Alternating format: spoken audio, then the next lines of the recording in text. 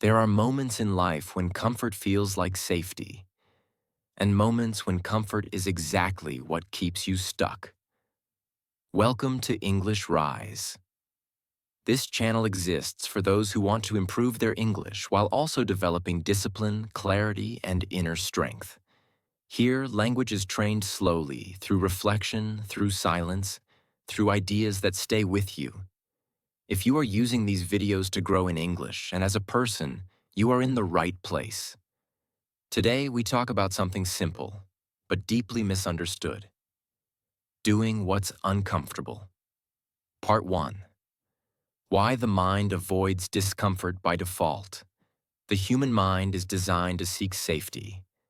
Comfort feels predictable. Discomfort feels uncertain. Your brain does not ask whether something is good for your future. It asks whether it feels safe now. This is why avoidance is automatic. Not because you are weak, but because your mind is efficient. The problem begins when efficiency replaces intention. Part 2. How comfort quietly becomes a cage.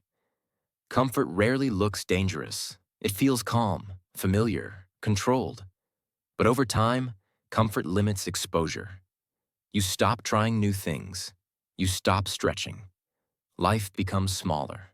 Not suddenly, gradually. This is why many people feel stuck without knowing why. They are safe, but not growing. Part 3. Why growth always feels uncomfortable at first. Growth introduces friction. New habits disrupt routines. New identities challenge old ones. Discomfort is not a sign of failure. It is a sign of expansion. Your nervous system is adjusting to something unfamiliar. And unfamiliar does not mean wrong. It means new. Part 4. The difference between pain and discomfort. Not all discomfort is pain. Pain damages. Discomfort challenges.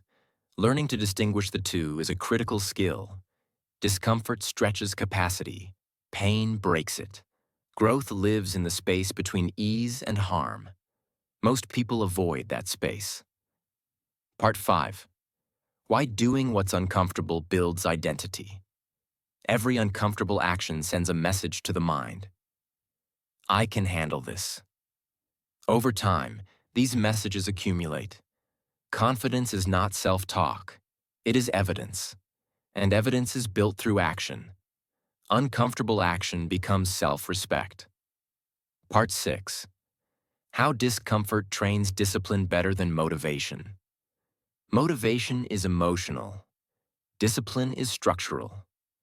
Discomfort forces structure. You act despite mood. This trains reliability, and reliability creates long-term change. Discomfort removes dependency on feeling ready. Part 7. Doing what's uncomfortable in learning English. Learning a language is inherently uncomfortable. Misunderstanding. Mistakes. Silence. Avoiding discomfort slows fluency. Facing it accelerates adaptation. Listening longer than feels easy. Reading texts that stretch attention. These moments matter. They rewire tolerance. Part 8. Why most people confuse discomfort with inability. Feeling uncomfortable does not mean you are incapable. It means your system is adapting. If you stop every time something feels hard, nothing changes. Capacity is built by staying present a little longer each time. Part 9. How small, uncomfortable choices compound. You do not need extreme actions. Small discomfort repeated consistently changes trajectory. Choosing focus over distraction. Silence over noise. These choices feel minor, but they shape identity. Part 10. Why avoiding discomfort creates long-term regret. Short-term comfort often leads to long-term dissatisfaction. Regret rarely comes from what you tried. It comes from what you avoided. Discomfort passes. Regret lingers. Part 11. Why discomfort is the language of real change. Discomfort is not random. It appears when your current identity is no longer sufficient for the life you are trying to build. Your mind reacts because something familiar is being challenged. Every meaningful change asks you to leave a known version of yourself. That departure is never neutral. Discomfort is the emotional signal of that transition. If growth felt comfortable, everyone would pursue it. The fact that it feels heavy, awkward, or destabilizing is precisely what gives it value. Discomfort filters. Only those willing to stay with it pass through. Part 12. How the mind creates stories to avoid discomfort. The mind is persuasive. When discomfort appears, the brain quickly generates explanations. This isn't the right time. I need to prepare more. I'll start when I feel ready. These stories sound reasonable, but their function is simple: to restore comfort. The mind does not care about your long-term potential. It cares about immediate stability. Recognizing these internal narratives is essential, because until you see them, you obey them. Part 13. Why discipline is actually a relationship with discomfort. Discipline is often misunderstood as control or force. In reality, discipline is familiarity. It is the ability to sit with discomfort without immediately escaping it. Highly disciplined people are not more motivated. They are more tolerant of internal resistance. They have trained themselves to remain present while something feels unpleasant. This tolerance is a learned skill. Part 14. The quiet moment where most people turn back. There is always a moment where discomfort peaks. Not dramatically, quietly.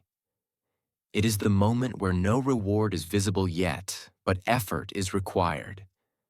This is where most people stop. Not because they cannot continue, but because nothing external is reinforcing them.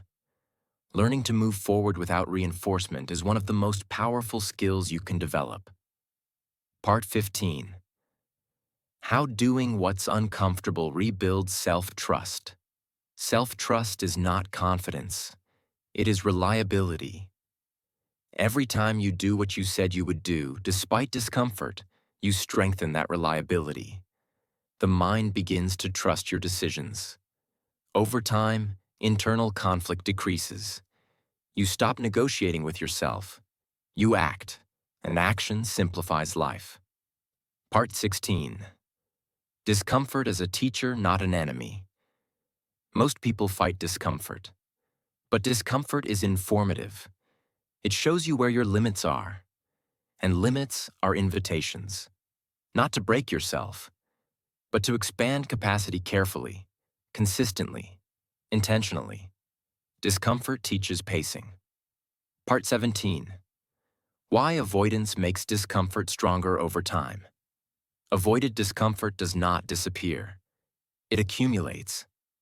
The longer you avoid something, the heavier it feels. Action reduces fear. Avoidance amplifies it. This is true in life, and it is especially true in learning English. The more you delay exposure, the more intimidating it becomes. Part 18. Doing what's uncomfortable in language learning. Listening to long English content without understanding everything is uncomfortable. Reading texts that stretch your attention is uncomfortable. Speaking imperfectly is uncomfortable. But these moments train adaptation. Fluency is not built by staying inside comfort. It is built by repeated exposure just beyond it. Part 19. How discomfort trains your brain for complexity. Simple tasks do not require presence. Complex tasks do. Discomfort forces focus. Your mind cannot drift when something is challenging. This focused state is where learning accelerates. Over time, your capacity for complexity grows. This affects thinking, decision-making, and communication. Part 20. Why doing what's uncomfortable changes how you see yourself. Identity shifts through evidence. Each uncomfortable action is proof that you are not limited by feeling. This proof compounds. Eventually, you stop asking whether you can handle something. You assume you can. That assumption changes everything. Part 21. How discomfort creates clarity when comfort creates confusion. Comfort numbs perception. When everything feels easy, the mind drifts. You react instead of choosing. You follow habits instead of intention. Discomfort interrupts this automation. It forces awareness. When something feels uncomfortable, you pay attention. You notice your thoughts, your impulses, your resistance. This awareness is where clarity emerges. Many people search for clarity through thinking, but clarity comes through friction. Discomfort reveals what truly matters and what was only habit. Part 22. Why the right discomfort makes life simpler, not harder. Not all discomfort is equal. Some discomfort drains you. Other discomfort sharpens you. The right discomfort has a specific quality. It aligns with growth. It feels difficult, but meaningful. Over time, this type of discomfort reduces inner chaos. You stop wasting energy on indecision. Life becomes simpler because choices become clearer. You know what you are willing to endure and what you are not. Part 23. How to recognize discomfort that leads to growth. Growth-related discomfort has direction. It moves you forward. It expands capacity without destroying balance. You feel stretched, not broken. After the effort, there is calm. This calm is the nervous system adapting. Learning to read these signals prevents burnout. Growth is not self-violence. It is self-respect expressed through challenge. Part 24. Why most people wait for confidence. And why that never works. Confidence is not a prerequisite. It is a consequence. Waiting to feel confident keeps people stuck. Action comes first. Evidence follows.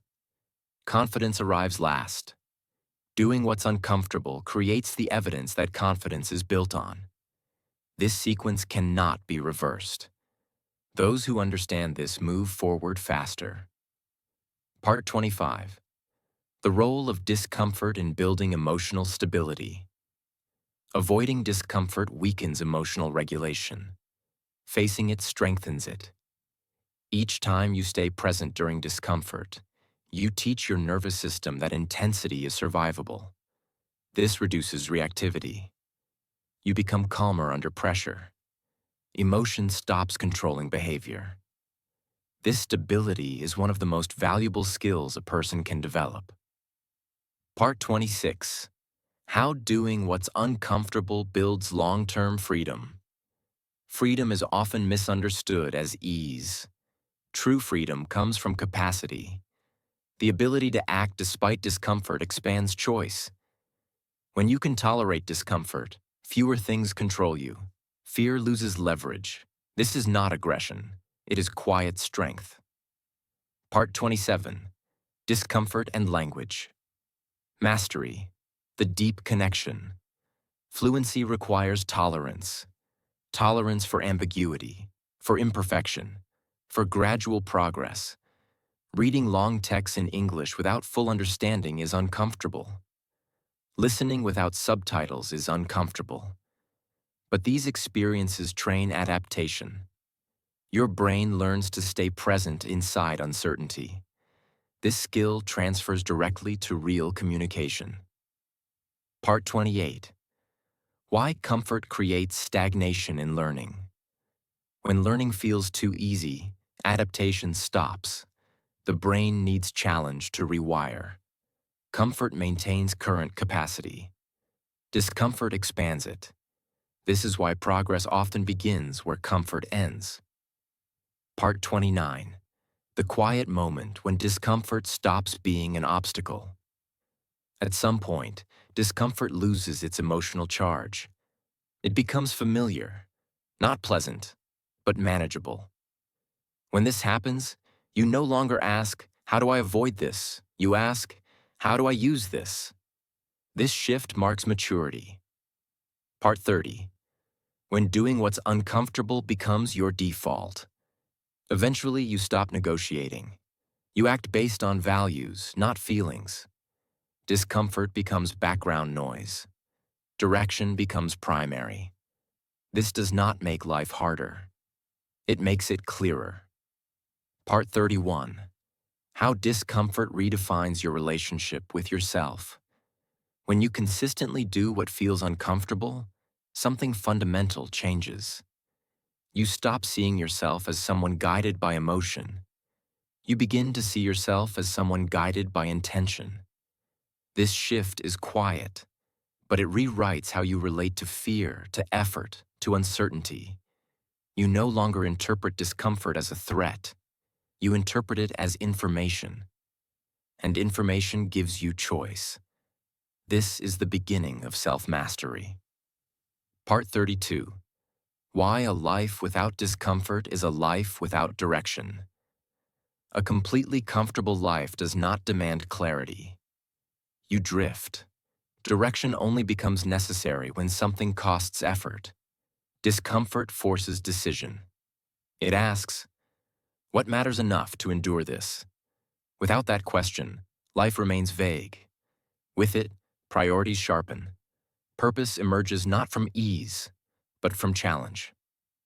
Part 33. Doing what's uncomfortable as a daily practice, not a heroic act. This is not about extremes. It is about consistency. Choosing focus when distraction is easier. Choosing effort when avoidance is tempting. These are small acts, but repeated daily, they reshape character. Strength is not dramatic. It is reliable. Part 34. How this principle quietly transforms English learning. Learning English becomes lighter when you stop resisting discomfort. You no longer panic when you don't understand everything. You stay. You listen longer. You read deeper. You allow confusion without collapsing into frustration. This tolerance is what allows fluency to emerge naturally. The mind adapts when it is not constantly escaping. Part 35. When discomfort becomes a signal, not a stop sign. Eventually, discomfort stops signaling danger. It signals opportunity. You recognize it as the edge of growth, and instead of turning away, you lean in, not aggressively, calmly. This calm engagement is the mark of mental strength. Doing what's uncomfortable is not about suffering. It is about choosing growth over stagnation, about clarity over confusion, about direction over drift. Discomfort passes. What it builds remains. As you continue improving your English and developing yourself here, remember that staying present inside challenge is already progress. This is what English Rise stands for. Calm discipline, depth, long-term mastery. If this content helps you grow, in language and in life, consider subscribing to the channel and continuing this journey with us. Thank you for being here. We'll see you in the next episode.